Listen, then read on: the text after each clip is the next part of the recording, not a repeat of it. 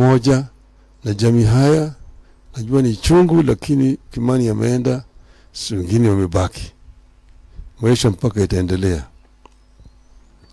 Sasa watu wengi wanapiga kelele hapa na pale, oh, Raila ameenda kwa Ruto, ametuacha.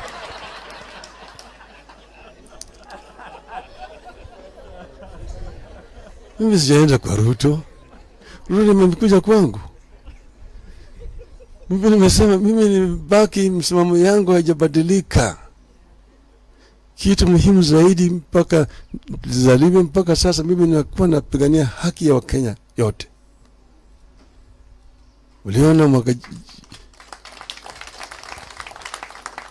ile ingine sisi tulitoka yote, tulikuwa kwa barabara tukipigania Wakenya, kusema gharama ya maisha imepanda, tukasema fungulieni sava, tukasema mambo ya ufisadi imezidi, tukasema mambo ya ukabila imezidi. Tulisema haya yote mpaka baadaye tukaunda jopo kazi kinaitwa NADCO, wakaandika ripoti. Jamaa walikuwa na sheta. Baadaye mwaka jana vijana wakajitokeza, Gen Z wakaingia kwa barabara, wakapiga chafua sana tena, wakapiga na hao watu, wakatuma polisi kwenda kupiga watoto na kuua watoto. Wengi waliuawa. Hayo yote yakawa pale. Wakaleta watu jeshi, wakatetemeka. Baadaye sasa wakalazimisha kuvunja serikali na kusema watashauriana kuunda serikali mpya. Lakini sisi tumesema maneno ambayo ziko swala nyeti zimebaki pale pale mpaka litatuliwe. Lakini haviwezi kutatuliwa kama watu hawajakuja pamoja kuongea, kuangalia vile mambo yatakuwa.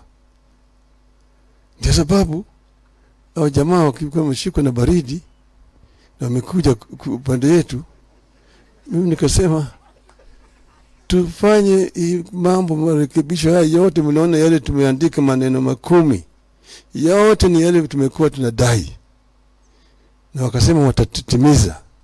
Sasa tumesema tunapatia hao fursa ya kufanya hayo ili yarekebishwe. Uchaguzi itakuja mwaka 2027, hapo wananchi wataamua wenyewe. Lakini kutoka hapa mpaka pale hatutaki wananchi wetu wazidi kuumia. Mambo matibabu iko na shida. Hii mambo ya SHA haifanyi kazi mpaka irekebishwe. Si ndio irekebishwe? Sivyo? Hii mambo ya ushuru ambayo wananchi wanatozwa ni juu sana. Hata hii juma nyumba hizi mpaka irekebishwe, sio? Hawezi kurekebisha kama unakaa kando. Mpaka uingie Tale uambie fanya hii na hii na hii, na weka watu yako hapa na hapa wafanye.